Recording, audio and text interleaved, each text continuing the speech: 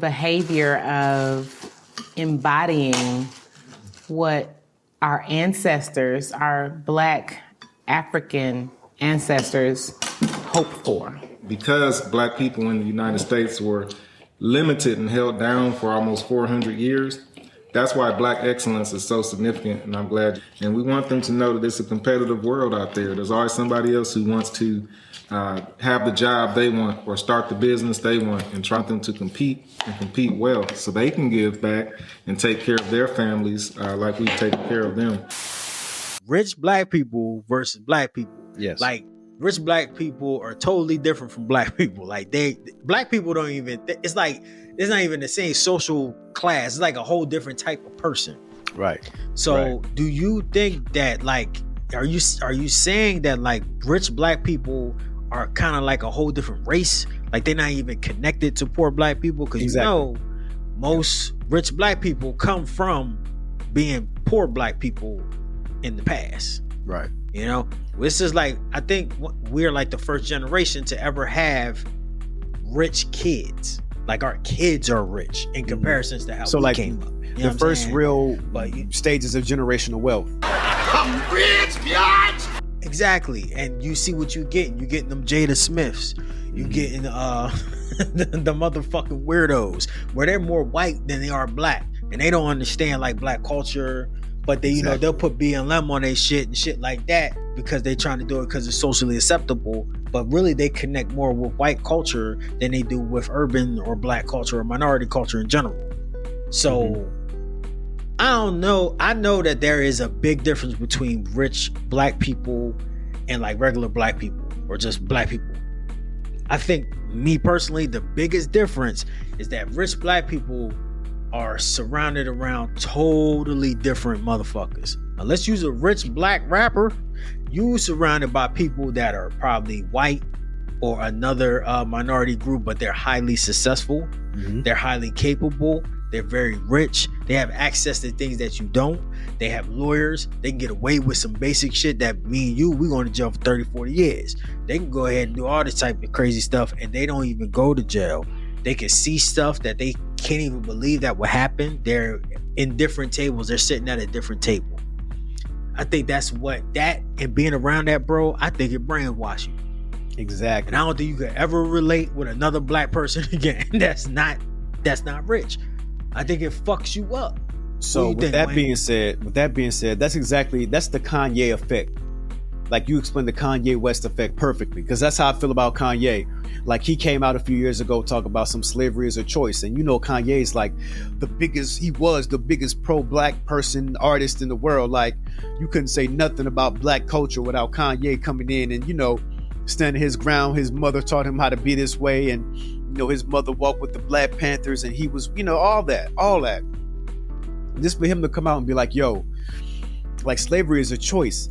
That is a direct that's just him just being a part of what he's around. So if he hangs around the Kardashians and the Jenners and their friends and the higher ups, quote unquote, then that's what they think. So I always thought of it like this: hey, yeah, Kanye, you know, being a Republican isn't that bad. Like, you have so much money and you have this, and aren't you tired of people constantly asking you for things and asking you for that? And I remember on one song Kanye had on The Life of Pablo, he's like, yo, I hate when one of your family members call you and ask you, hey, what's good? And then the next day they call and they ask you for something. You know what I mean? And he was just like, if you just multiply that by, like, I don't know, 50, however many family members he has, you know, like, people are constantly asking you for money, constantly saying like, yo, Kanye, can you help me pay this bill? Can you help me do this? Can you help put me on? Like, someone like Kanye will get annoyed as shit by that. So if he's hanging around the Kardashians or the Jenners or their friends up in Calabasas or in the hills or whatever, like, eventually they're going to start getting into your brain like, yo, aren't you tired of people asking you for money? Aren't you tired of people not being as successful as you, but want the money that you have? They just want to leech off of you, you know? And you start hearing that enough, and Kanye's like, yo, you're absolutely right. And then that absolutely right turns into, damn, Trump really ain't that bad. Maybe he's right. Like, maybe, you know, like, maybe we should build a wall. Maybe we should build this. Like, maybe we should keep the quote unquote riffraff out of the hills, out of wherever we're from. You know, since we made it this far, we've look at where I've come. Like, I got one of these beautiful Kardashian women. I'm eating Thanksgiving dinner with them. You know what I mean? And it's like I'm so sick of the black people. Like, how can you not lift yourself up? Like, I lifted myself up.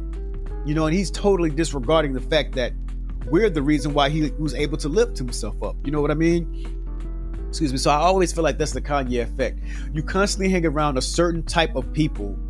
That's what your brain is going to become after a while. That's why they say you got to protect yourself, you know? But I think that's clearly what it is, man. I feel like, so you also, you know, brought up the Jaden Smiths of the world. And like a lot of black kids nowadays, they're just really all inclusive. You know, they don't view the world as black and white anymore because they've never been treated, they've never had any racism in their life. You know, they've been guarded. They've been heavily guarded. They never experienced it.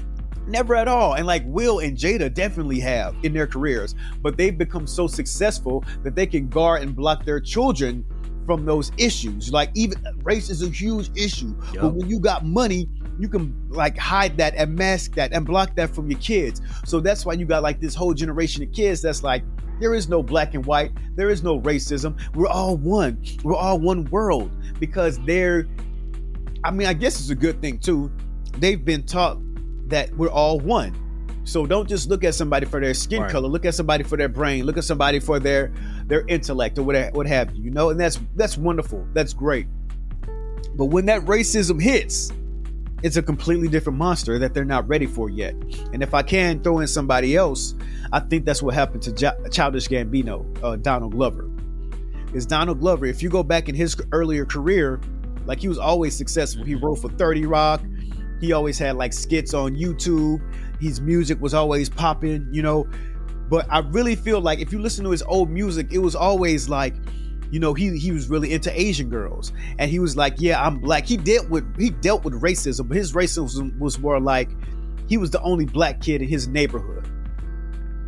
That would still let him play, but he was the only black kid, and he's like, hey guys, don't just view me as the black kid. I'm this and that. And I think something happened to him where he just got treated like he was a nigger. Like, he was just this nigger boy. Like, a cop came up to him and treated him like a nigger. They don't care if you wrote for 30 Rock. They don't care if you're best friends with Tina Fey. They don't care like all the music you made and all that other shit. They don't care how you dress, because, you know, he used to dress like a Poindexter back in the day. You know what I mean? And I think he just got treated like a little nigger boy, like a little nigger kid. And it just blew his whole mind up. And next thing you know, it's like, this is America. This is don't get it to you. And the next thing you know, it's like, this is Atlanta. Like, I want to show you the racism that goes on and stuff. And that's great and that's cool. And I appreciate that. But that's my thing. That's my thing. It's like, something has to happen to you to where you have to be shown and told that you're a black person. And when that happens, your whole mind changes. And that's what's going to happen. This is because just off of example, that's what's going to happen to Jaden Smith as well. Like, he's going to get treated like he's a Negro boy, and like his whole world is going to explode. That's what happens to everybody who just, I don't want to say you have to be pro-black, so to speak, but you have to maneuver in this world knowing that you are a black person and that people are going to look down upon you. So somebody like a Childish Gambino or a Jaden Smith, like, we're going to look at them like, oh shit, there's that celebrity. There's Jaden Smith. There's that person that I see on TV all the time. They're not looking at you like, oh man, look at this black kid over here. Let's hold our purses and run away. People are going to be running towards you asking for your autograph. And that's why they'll never ever witness like real, true racism. And I feel like that's the start of like the difference between rich black people and black people. Rich black people don't know the plight of a black person because they've never had to walk those lines. And for those who were poor at one point or had to struggle or just had a regular job and they got their money up, owned a business, became famous, whatever the case is, maybe became millionaires or just well-to-do, they frown upon them because they've made it. And that's another thing. Successful black people always look down upon black people who are less than them, because they made it and they feel like if I can do it, then this person can do it too. And that's not always true. that it's not always true, and we need to stop putting that in our heads, and we need to stop beating that into other black people. Like, all you have to do is work hard and work, save your money and do this and pull yourself up by your bootstraps. And no, that does not always work for everybody. There is a such thing as luck that goes along with the talent that you may have, right? So I think there's this whole divide that when you make it, you just totally forget where you came from and you disregard those who have less than. I'm not saying you got to give them all your paycheck. I'm not saying that. But there's this whole thing where you make it and you forget where you came from and you think everybody else can do it too. So you're waiting for everybody else to kind of come up to your level. And that's not a good way to live for black people. But you know what? How do you feel about the situation? I know you hit on a few good points there, and I agree with you with a lot of them, bro. But how do you feel about the whole, like, once you make it, you kind of maybe you don't even realize it, that you may look down upon those that have less than?